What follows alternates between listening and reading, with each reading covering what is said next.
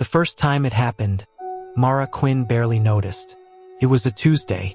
Overcast skies smeared the city in gray as rain tapped gently against the windows of her small studio apartment.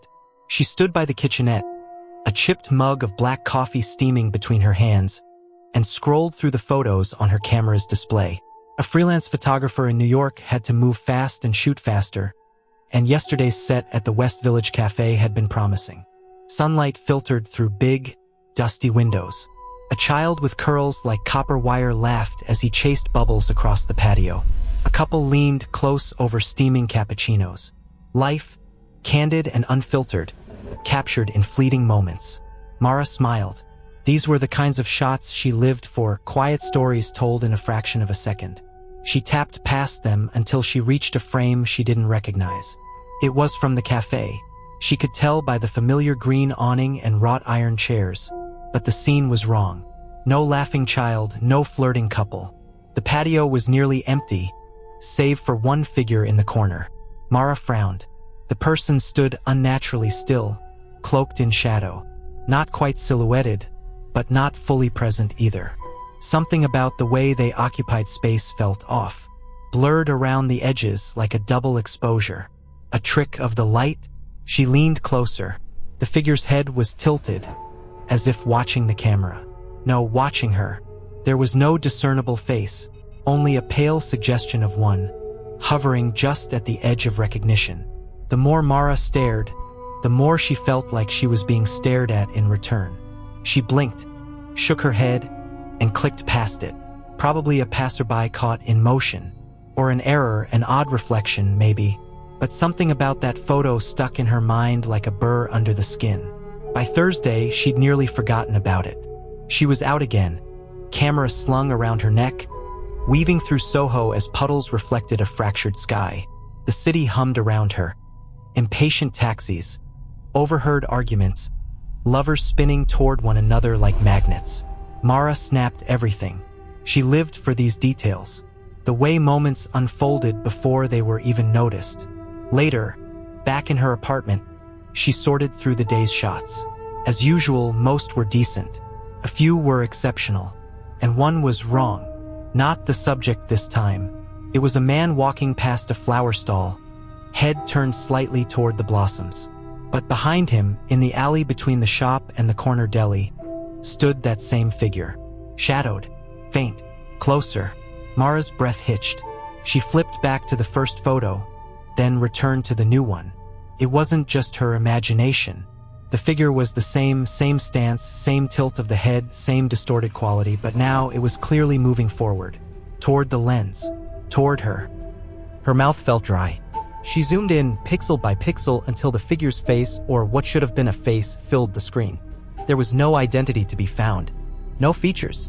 Just a void that refused to clarify. She deleted the photo, but it came back. Not right away. A day passed.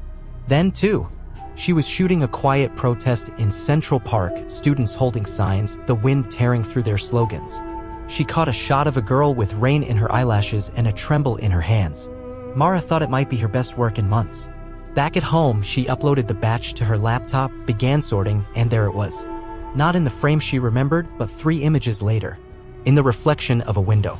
Watching. Closer still. Her skin crawled. This wasn't a fluke.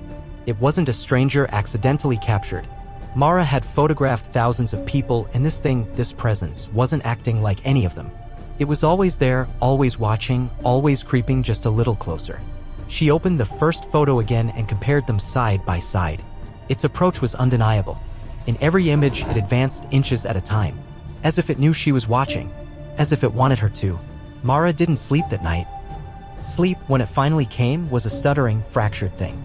Mara tossed under the weight of her duvet, flashes of warped photographs flickering in the dark behind her eyelids.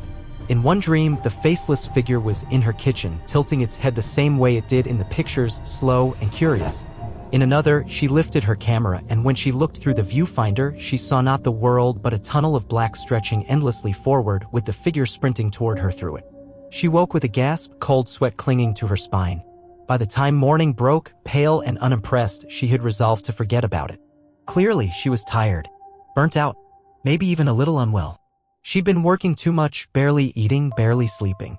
Her editor at Urban Beat had offered her a break last month. Maybe she should have taken it. Just a trick of the brain, she mumbled into her coffee, the bitter taste grounding her. You're seeing patterns where there aren't any. To prove it, she picked up her camera, slipped on her coat, and left. She didn't go far, just to the bodega 2 blocks over and through the neighborhood park. Ordinary places. No photo gigs today. No street portraits. She wasn't chasing beauty or emotion. Just air. Just clarity. Still, out of habit, she took a few shots. The wet glint of a swing. A squirrel balanced like a daredevil on a power line. An old man feeding pigeons in a circle of cracked sidewalk. Familiar things. Real things. Back home, she uploaded the pictures. Heart steady. Breath normal. Until she got to the 5th frame. The swing. Empty. Swaying slightly. And behind it, closer still. It had stepped out from behind a tree this time. Mara's heart seized. The figure was clearer now. Not sharp, not solid, but no longer an outline. There were impressions of shoulders, of the folds of something like clothing. And the face still undefined, but fuller. Dark voids where eyes should be. The way it looked at her, She closed the laptop. Hard. No, she said aloud to no one. I don't care what this is. It's not happening. She paced the apartment, trying to ground herself in reality. Her apartment was real. Her camera was real. That thing was not. There had to be an explanation. A lens defect. A software glitch. Something technical. Something boring.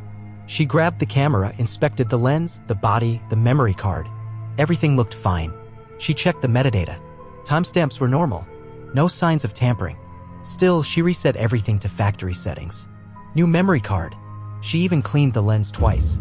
Then, just to test it, she took a single photo. Her kitchen table. A half-eaten croissant, a notepad filled with scribbles, a mug stained with hours-old coffee. When she looked at the image, she dropped the camera. The figure was standing in the hallway behind her, inside her apartment. For several minutes, Mara couldn't breathe. She backed into the wall, arms shaking, waiting for something, anything to move in the dark hallway behind her. But there was nothing. No sound. No sudden rush of cold air. Just stillness. She forced herself forward, every step electric with fear. She flicked on the light. Empty. The hallway was empty. Of course it was. But the photo hadn't lied. She retrieved the camera with trembling hands, turned the screen toward her. The image stared back. There it was. The same blank-faced figure. Standing between her bathroom and bedroom doorways. Its head turned toward her. Always toward her. She zoomed in. A shiver ran down her spine. It was almost looking human now. Almost. Something inside her cracked. She reached for her phone and dialed the only person she could think of, James, her old college friend, now an assistant curator at the Metropolitan Museum of Art. He'd studied photography and visual media before turning academic, and more importantly, he owed her. Big time. He picked up on the second ring. Mara? Wow. It's been a while. James, she said, not bothering with pleasantries. I need your help. It's about some photos. Weird stuff. Like really weird. There was a pause. You okay? No. Not even a little. They met that evening at a quiet bar in the East Village. James was taller than she remembered, hair a little thinner, his signature messenger bag slung over one shoulder. He listened as she explained everything, leaving out nothing. Not the first photo. Not the hallway. Not the fear. Instead of laughing or dismissing her, he leaned in, brow furrowed. Let me see them, he said. She pulled out her camera, scrolling to the photos one by one. James stared. He didn't blink much. After the 5th image, he leaned back, rubbing his chin. This isn't lens distortion. It's not editing. These are raw. I can see that. But this. I've never seen anything like this. Mara's throat felt dry. So I'm not going crazy. No. But this. Mara, have you looked into who lived in your building before you? Any weird history? She blinked. What does that have to do with anything? James hesitated. There's a story, it's probably nothing, but in the 1800s there was this belief that cameras could trap souls. Steal them. It's been debunked 1,000 times, but you ever hear of spirit photography? She nodded slowly. Those old photos with ghosts in the background. Exactly. Most were hoaxes. But not all. Mara stared at the screen, at the thing creeping closer with every shutter click. What if it's not just in the camera? James didn't answer. Mara didn't go home that night. James offered her his couch, and she accepted without hesitation. Her own apartment felt compromised now, not just physically, but spiritually. Something had invaded, or had been invited. She wasn't sure which possibility terrified her more. She lay awake in James's dim, book-lined living room, staring at the ceiling as streetlights etched dull gold bars across the floor. Her camera sat on the coffee table, powered off but heavy with implication. Every time she closed her eyes, she saw that figure closer, clearer, wrong. By morning, a decision had taken root. "I want to find out what it is," she said over James's terrible French press coffee. "Where it came from. Why it's in my photos." James arched an eyebrow. "You sure you want to know? What's the alternative? Ignore it? Hope it just stops?" He didn't have a good answer for that. They started with her apartment building. The place was old, pre-war, brick and ivy covered on the outside, with creaking stairs and water pipes that groaned like ghosts. She'd lived there for 3 years and had never looked too closely at its history. Now, with James's help, she did. They combed through online archives, city records, scanned articles from the 1940s and earlier. The building had been an artist's boarding house in the 1920s, then sat empty for years after a fire gutted half the top floor. 2 tenants were said to have died in that fire, but no names were listed. Later, in the 1960s, it was sold to a private owner who turned it into apartments. James found a blurry black and white photo from 1931, the front of the building, then labeled Langdon House. A man stood in front of the entrance wearing a long coat and a wide-brimmed hat. His face was completely obscured by shadows. Mara stared at the photo. "It's him," she whispered. James glanced at her. "You sure? I'd know that posture anywhere. That tilt of the head." He looked again and went pale. The man in the old photo had the same uncanny body language as the figure in Mara's pictures. The same strange stillness, like he wasn't quite part of the world around him. "Maybe this isn't just a spirit," James said slowly. "Maybe it's attached to the camera. Or to you." They went back to Mara's apartment that afternoon. James insisted on coming with her, though he looked increasingly nervous the closer they got. The apartment felt unchanged when they entered, same quiet hum of the fridge, same soft creak of the floorboards, but Mara could feel it like static beneath her skin. The weight of something watching. She set the camera on the kitchen counter and backed away. James knelt beside it and began inspecting it closely. "It's a Fujifilm X100V," he muttered. "Pretty standard. Nothing unusual in the design, no decorative engravings, no custom mods." But Mara was staring at the lens. "Wait."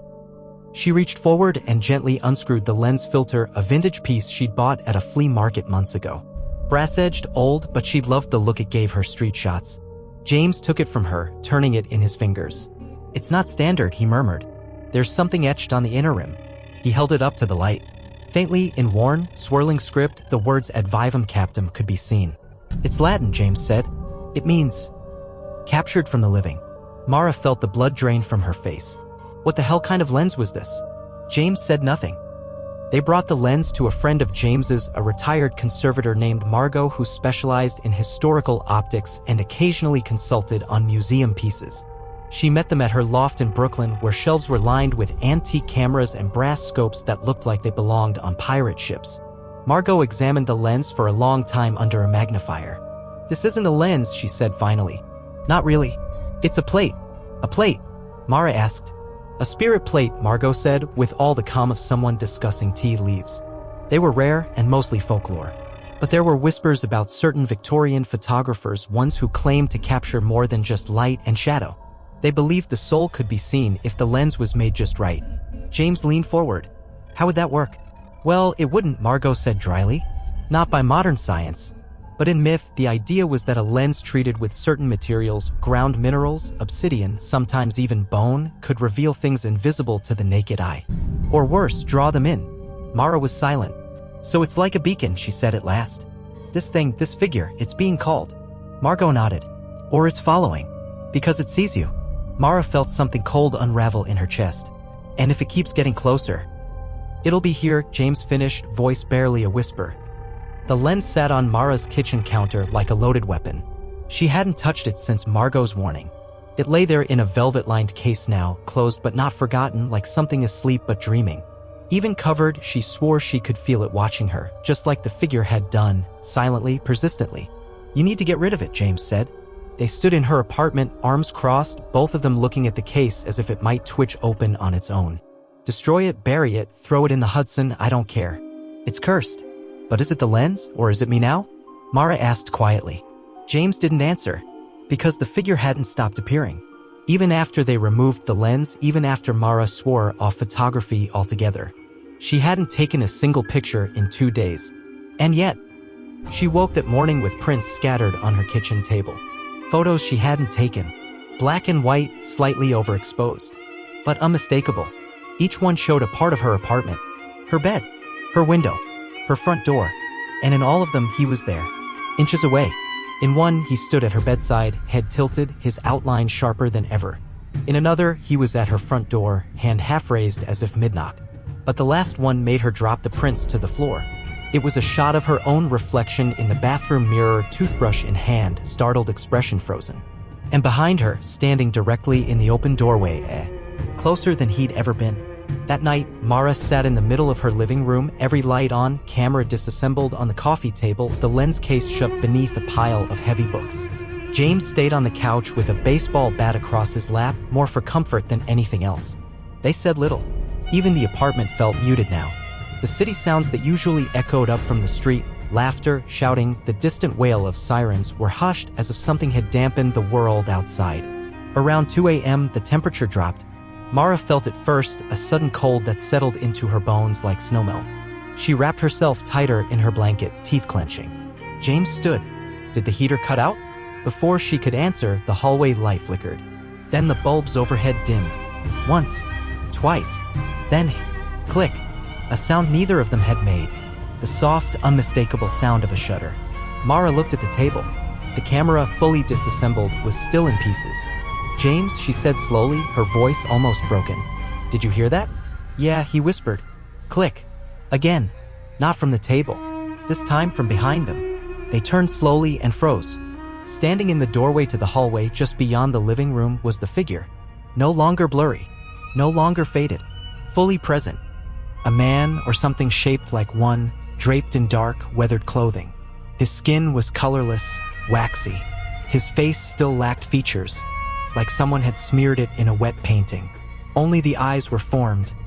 Black, gleaming orbs like polished stone. He didn't move. He didn't need to, because Mara could feel it. The weight of his presence, thick and pressing in like fog. Her camera was in pieces, but he was no longer bound to it. He had crossed over. James reacted first, swinging the bat wildly through the figure's chest. Passed through. No resistance. No impact. The figure didn't flinch. Instead, it tilted its head toward Mara, as if only she existed. She felt her legs buckle. He was here for her. They fled. James practically carried her out the door, down the stairs, onto the street where the midnight air felt like freedom. They didn't stop until they were 3 blocks away, bent double and gasping, hearts racing. Mara looked back at her apartment. No lights flickered in the windows, no sign of movement, but she knew he was still inside, waiting. They crashed at a hotel that night. James paid in cash. Neither of them said much. The next morning, Mara barely recognized herself in the mirror, skin pale, eyes shadowed, mouth tight with exhaustion and fear. Whatever this thing is, she muttered, it's not done. James nodded grimly. So how do we stop it? She thought for a long time before answering. We find the first image. The real first one. Before the cafe. Before everything. Maybe there's something there. She pulled out an old hard drive from her backpack, the one with years of archived photos, thousands of shots dating back to her early freelance days. They spent hours combing through them. And then, finally, they found it. A photo she didn't remember taking. At a flea market. The lens booth. There, in the corner of the frame, blurred, half-hidden behind a curtain, stood the figure. Months ago. Before she ever touched the lens. Before she knew anything was wrong. The figure had been there. Waiting. Mara couldn't breathe. Couldn't think. The picture, that first picture, sucked the air out of her lungs. He was there, before, she murmured, staring at the old flea market shot. James looked over her shoulder. But how? That was before you bought the lens. Exactly, she said. He was already watching me. James ran a hand through his hair. So what if the lens didn't bring him? What if it just opened the door wider? Mara stood abruptly. Then the door can be shut. James gave her a wary look. And how exactly do you plan to shut a supernatural door? I don't know. Yet. But deep inside her, something had shifted. A coil of dread had started to loosen, replaced by something colder, sharper, resolve. She was done running. She needed answers. They started with the flea market. Mara remembered the exact stall. An elderly vendor with clouded eyes and a raspy voice, who sold boxes of old camera parts, expired film, and weathered lenses like artifacts from a dead religion. The flea market was still there, tucked beneath the rusted awnings of a warehouse in Gowanus. On the third row of booths, they found him. He looked older than she remembered, bones sharp beneath skin, like he was folding inward, but his eyes sparked when he saw Mara.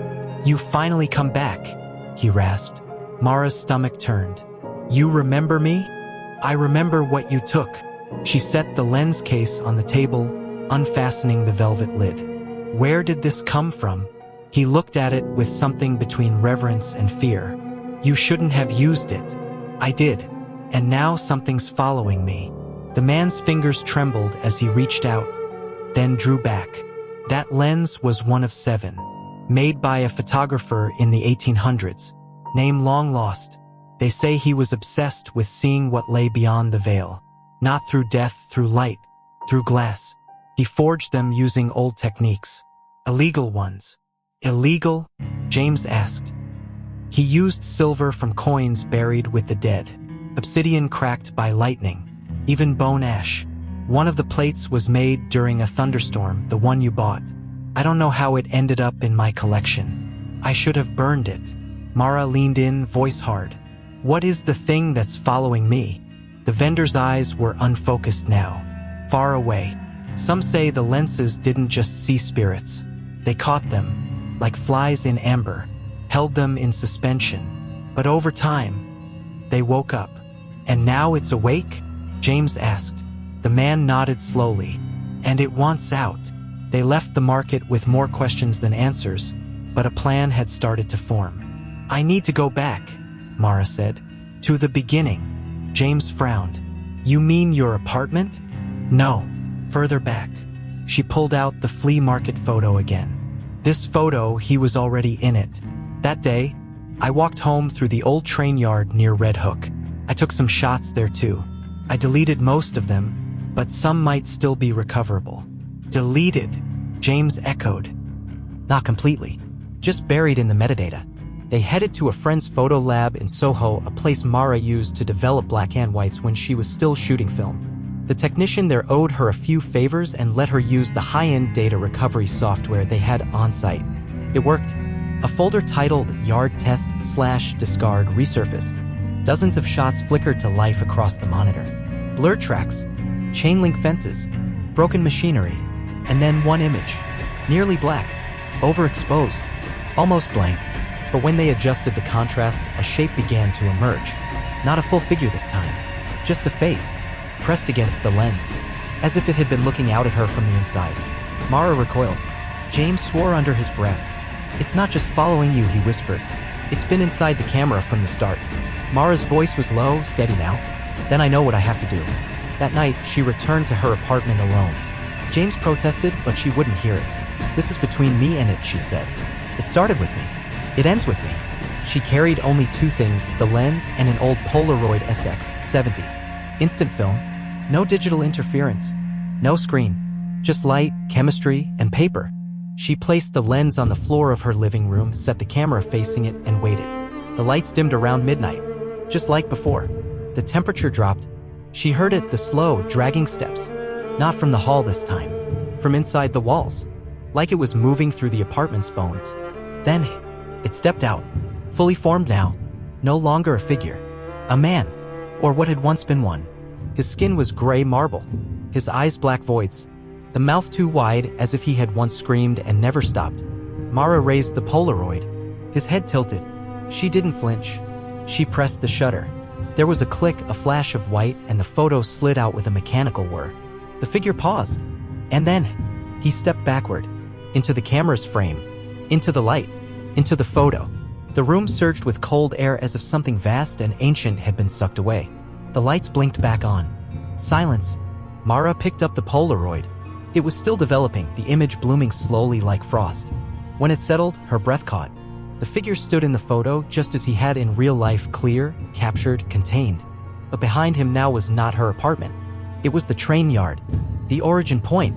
She set the photo on the kitchen table. Then she took out a lighter. The flame caught quickly. The edges of the Polaroid curled inward, blackening. The image warped, the face within bending as the paper buckled. No scream, no flash of light, just the soft crackle of fire consuming memory. Mara watched it burn. She didn't move until it was nothing but ash.